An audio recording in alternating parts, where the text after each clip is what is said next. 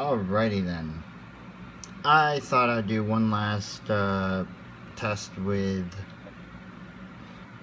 the Sigelei 213 and temperature control. Because, why not?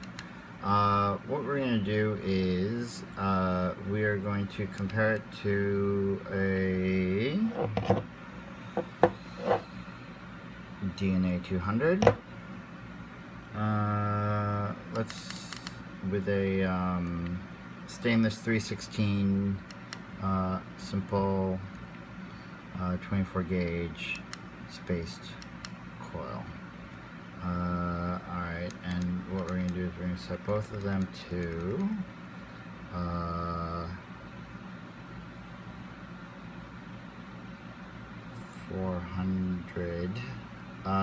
400 degrees, and the maximum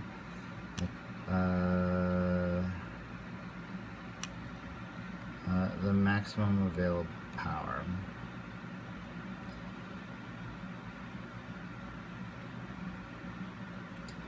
And if you haven't heard already, this is only good for about 155 watts.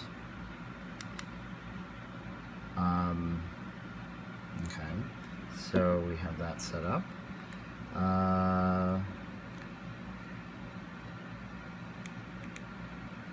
Whoops, come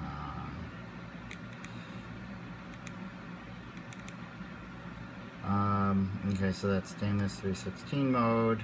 We can see that it is set for a maximum power of 200 watts, which this device actually will do, and also set at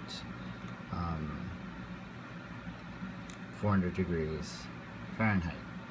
And we have the same deck that I was using, that I was testing before. And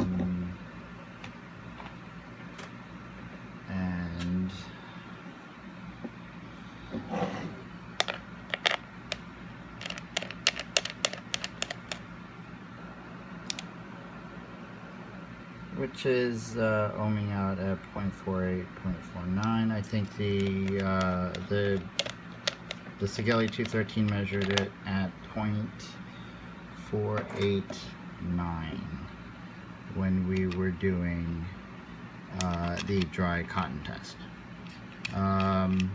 But who vapes dry cotton was what I was kind of wondering. So what we'll do is we'll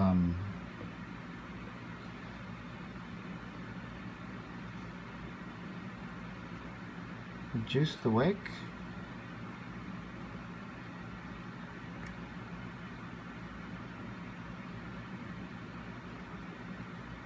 And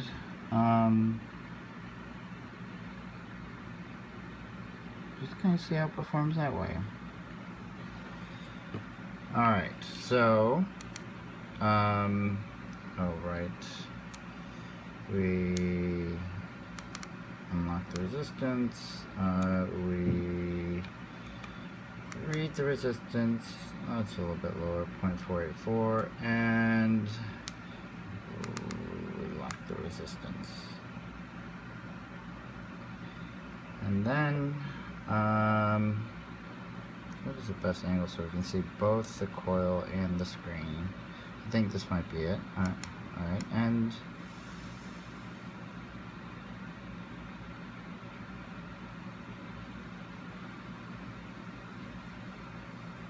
so that's the first fire.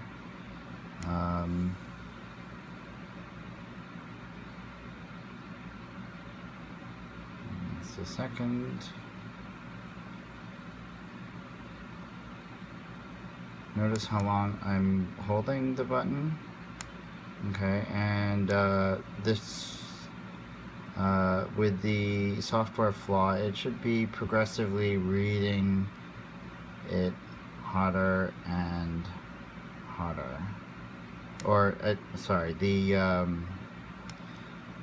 reading the coil, the starting point of the coil, as higher and higher.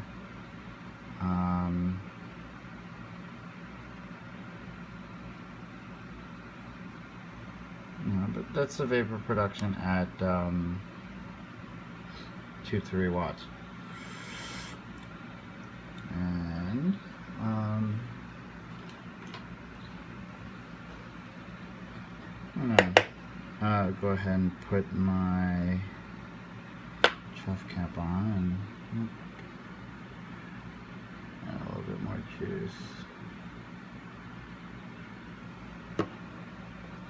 Although it is pretty saturated.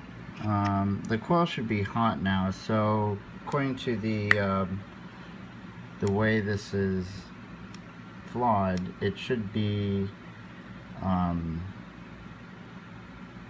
like starting at a reading a higher and higher resistance point and basically going more and more out of control in terms of how much power is being applied.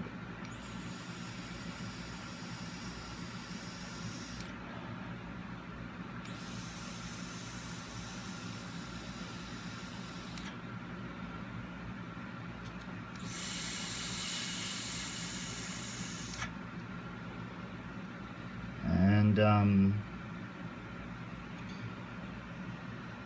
there you go. It's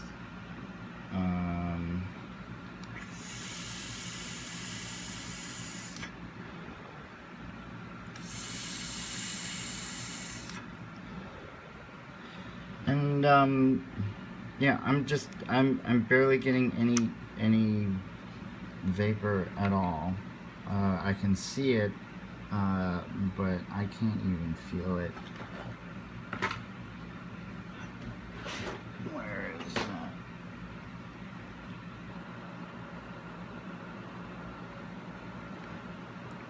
And the coil is a bit warm though.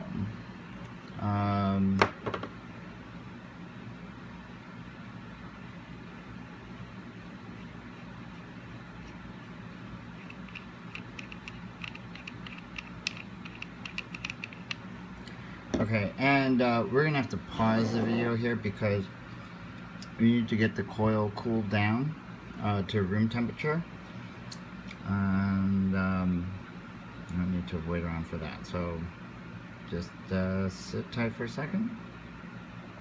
Okay, so stuck in front of the air conditioner, and I don't know if you can see this. This is a infrared.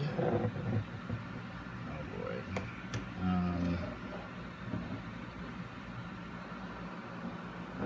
Shoot the laser at the coil, something like that, and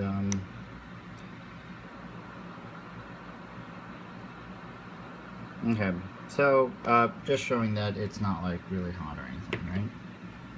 And so let's see what this reads it at. 0.48 ohms, which is the same thing that the 213 read it at. 1, 2, 3, 5, and we're going to lock the resistance.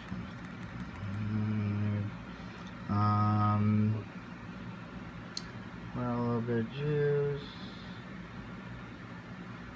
All right. So let's fire this and see what happens.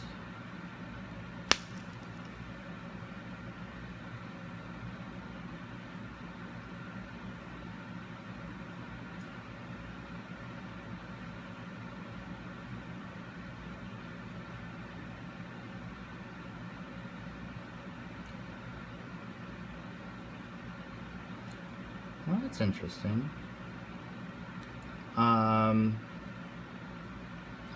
The wattage that was being output by this was similar to the wattage that was being output by the Sigelei 213 while it was in temp control mode.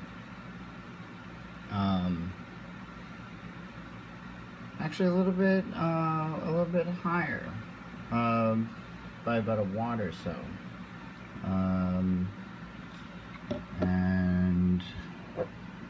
can't exactly remember, but we look back on the video and we'll be able to see.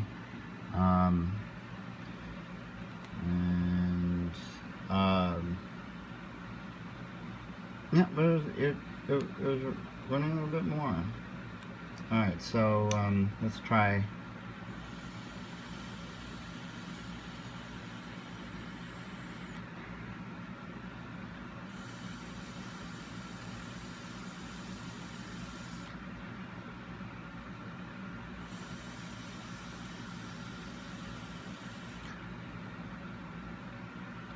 First one wasn't that bad. Still not getting a whole ton of vapor, but it's a little bit more.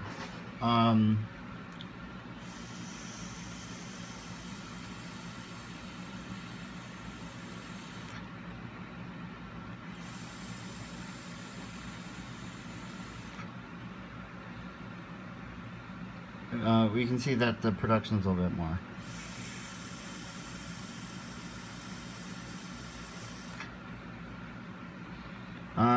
However, let me see if I can do this and vape on it while you can read the screen.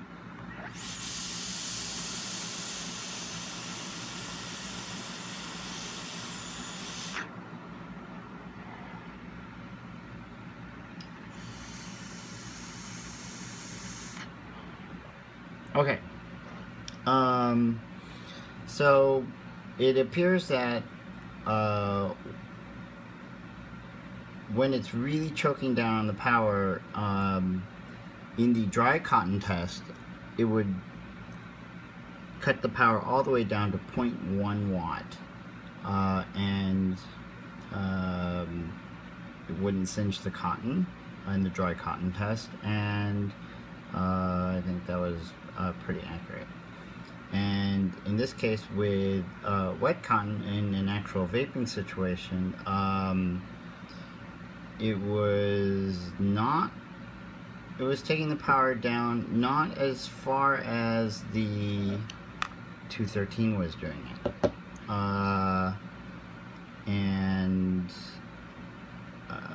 So consequently, you know, you can get a little bit more vapor at 5 watts than, you know, 2.5 to 3 watts with the coil at temperature. That being said, the one thing that's kind of led me away from using my DNA 200s regularly, other than the annoying fact that anytime I want to do something like change the preheat or tweak a few things, which there's so many things that you can tweak to just make the vape experience perfect. I have to reach under my desk, and then I have to pull out a Windows laptop because I use Macs and Macintosh computers, and they don't make e-scribe for that. But then even then, I would have to reach for a USB cable. I would have to be sitting in front of my computer and then make the adjustments there. So there is something to be said. Now, you know, I'm not being critical at all about the power and flexibility of the DNA 200 chip. There just isn't anything else out there except maybe the Yeehee Q class, which may be similar, even better, but I'll never know because A, they use joules, and that's just too complicated for my simple brain, and the Q class can only fit a 22 millimeter device. Well, I mean, you can screw, I mean, hell, you could take a 30 millimeter VCMT, you could screw it on it, and you know, it would be ridiculous with 8 millimeters of overhang, 4 millimeters per side. This, by the way, is why I own a Panzer DNA 200 right there. This is 30 millimeters wide. This mod exists to drive this ridiculous tank. Less vapor, but it was constant. And this was producing more vapor while it was being limited, but every time it flashes that temperature protection thing, it cuts the power off and the vape goes cold, and I find that to be annoying. So I found myself doing builds or tweaking builds to avoid that, getting that message, because there's nothing that, when you're taking a long, nice vape where it cuts off, turns on, cuts off, and turns on, it's frustrating. And so I was tweaking my builds around that temperature protection thing until I found that I'd gotten to the point where I might as well just run it in power mode. At which point, this is a 200 watt variable wattage device, because I was not using any of the other functionality because it was just it's difficult to access. And then when I did, just getting that temperature protection warning, the vape goes away and comes back, and goes away and comes back. I don't know if this is what other people have been experiencing, but that's what I've been experiencing, and I don't dig it that much. Or I think it's another way around it.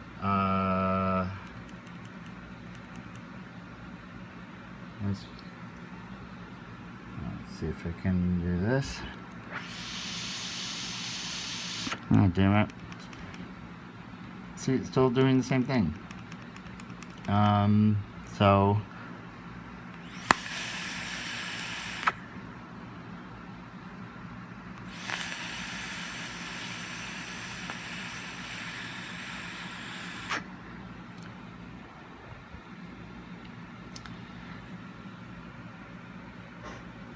and the other thing, what it does is it forces me to vape at a higher temperature than I would like. I'm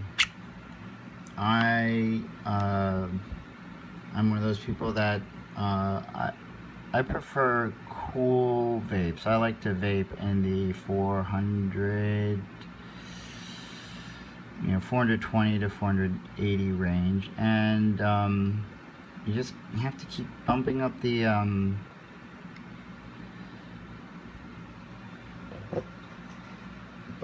temperature to avoid getting that that warning on a DNA 200, to the point where, well, let's set this to 520 and see if we can't avoid that.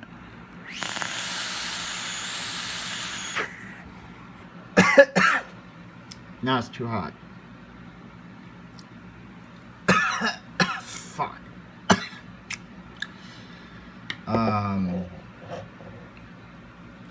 So I don't know if I'm doing something wrong, or if I'm just not technically inclined enough to really make good use of the DNA 200. But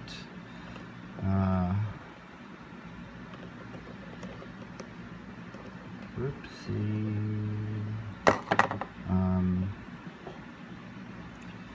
This will be interesting. Okay, this deck's a little warm, but As you remember, we had locked the resistance on this.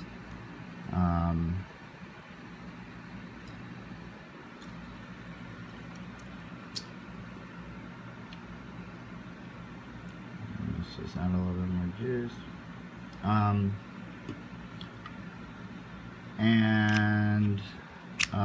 So let's see if it performs as if it was actually, well, just to see, it gives us the option to unlock, which we will not do. And what was the temperature we were at? 520. Alright, let's hold it like that. Let's see what happens.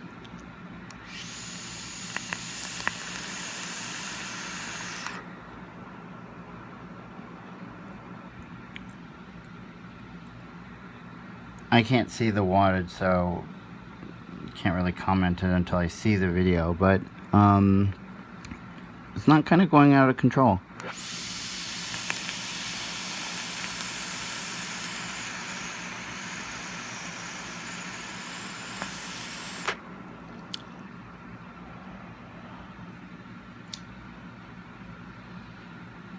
It's warmer than I would prefer, but I didn't get that that burnt, dryish, you know, that awful hit when you've applied too much power to a coil. And so there you go. Well, let's just confirm again. This has been set to the maximum power of 200. Well, it says 213 watts.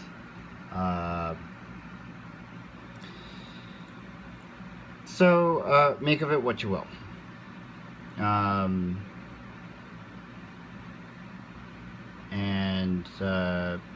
Yeah, I just well, you know what? I'll tweak this to where I find to be comfortable. We'll try 480 degrees, and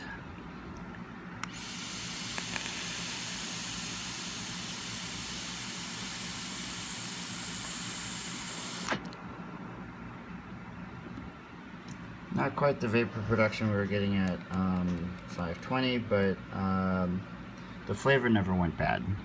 And again at 520.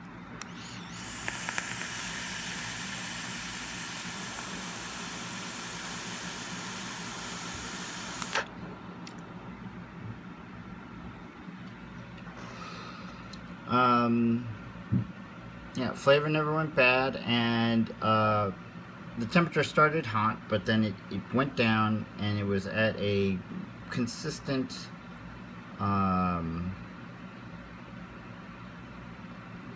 cool vape, I guess.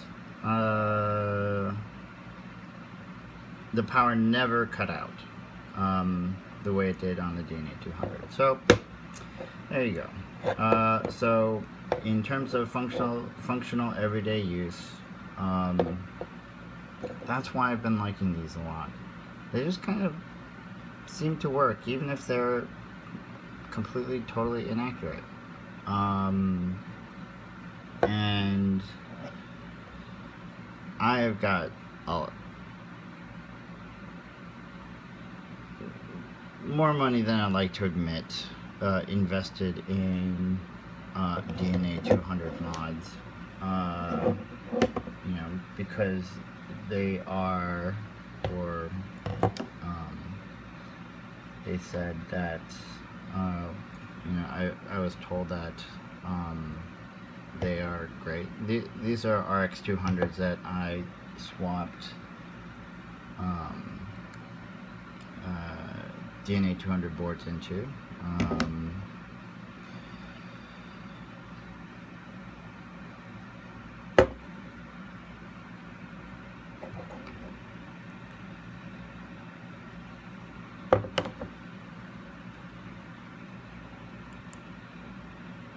And yeah, I use this because it's the only mod that that I have that's wide enough to fit the VCMT. We've got a couple running theorems. I'm using these to test out different juice recipes that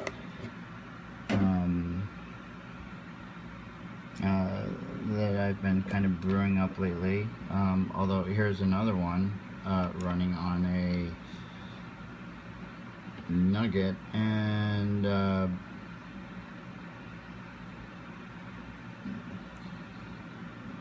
one seems to work just fine as well. So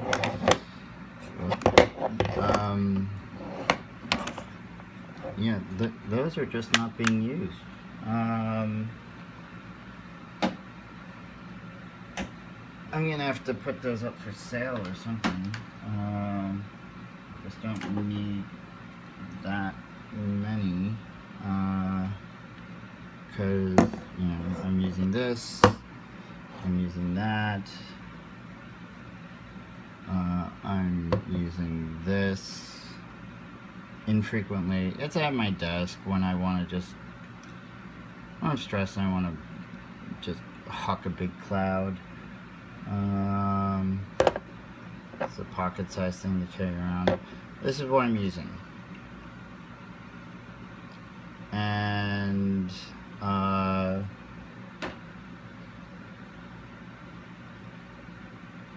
yeah, and if you haven't seen a Panzer DNA 200, this is actually very lightweight. It is. Let me do a little size comparison. It's wider, but in terms of width, it's not that much wider. This still fits it. This still fits in my pocket, and because of its lightweight, I consider this to be portable. But this is the one that I'm using.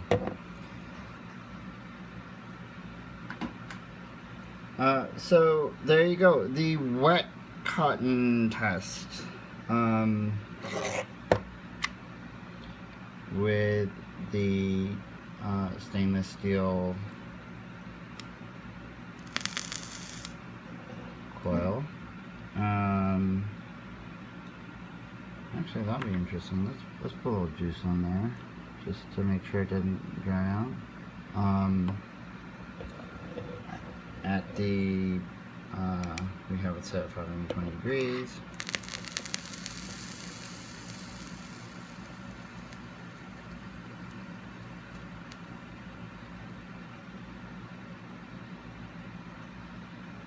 Drops down to 2.9.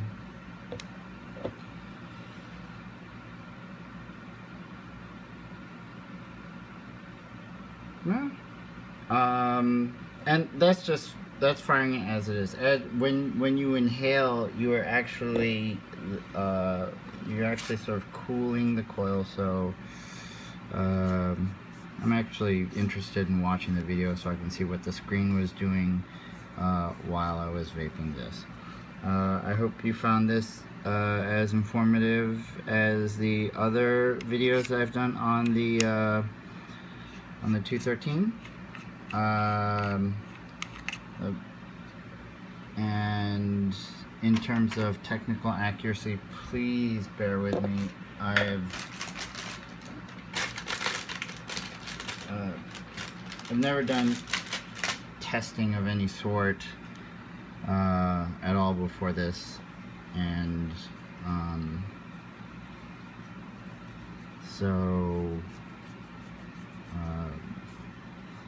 and I mean, I understand how to use these things, and it is a pain in the butt, but I do know how to program and set up profiles on eScribe. Big shout out to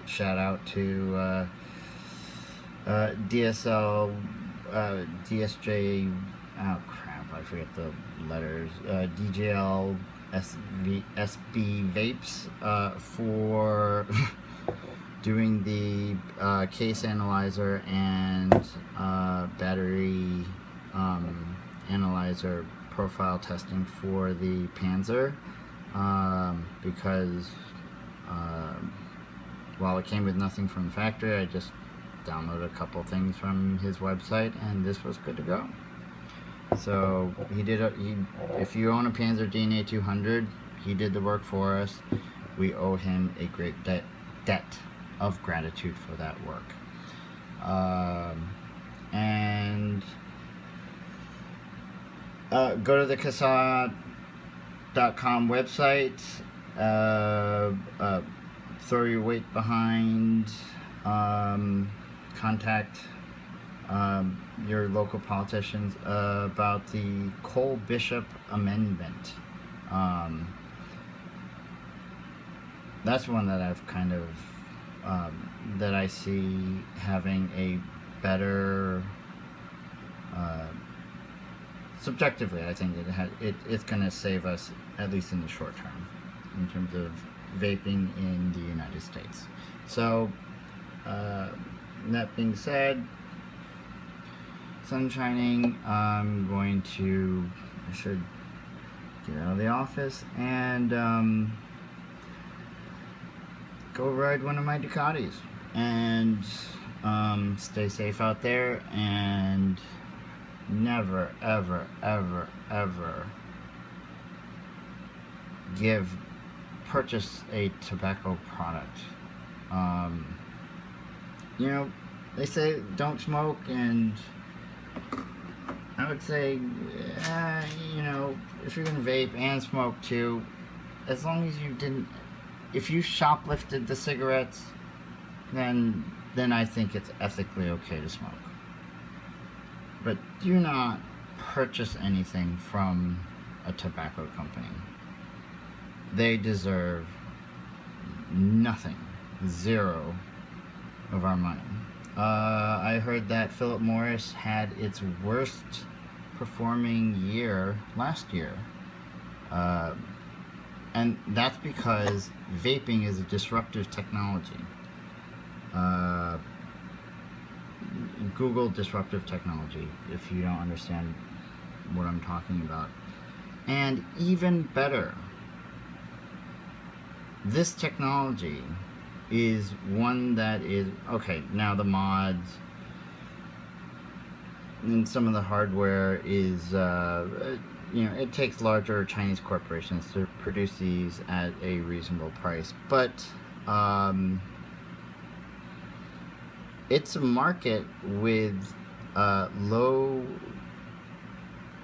the barriers to entry into the market are very, very low. If you want to be an e-juice maker,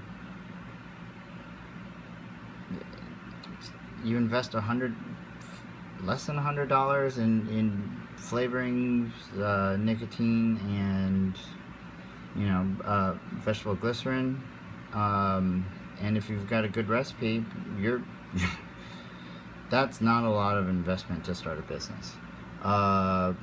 And with 3D printers, there are guys that are coming up with extremely innovative RDA decks. Again, this is a technology where a lot of people can get into it with little investment, and that also puts large corporations, that makes them nervous, because if a lot of people, you know, if you can make a $5,000 investment and start making, you know, a component, an RDA deck, or a new, you know, RTA tank or something, and you have a lot of those businesses floating around, then everything's out of control of these large oligarchical, you know what I'm saying, out of the oligarchy of large corporations. But that's exactly what a free market is supposed to be, as envisioned by Adam Smith. You're supposed to have a lot of small players fighting it out, and only in that situation is it where the consumer truly benefits. So, again, I rambled again. I'll put in the notes, basically at, 15 minutes ago, you've seen everything that you need to see. Stop watching. You don't need to listen to me ramble on. So, there you go. And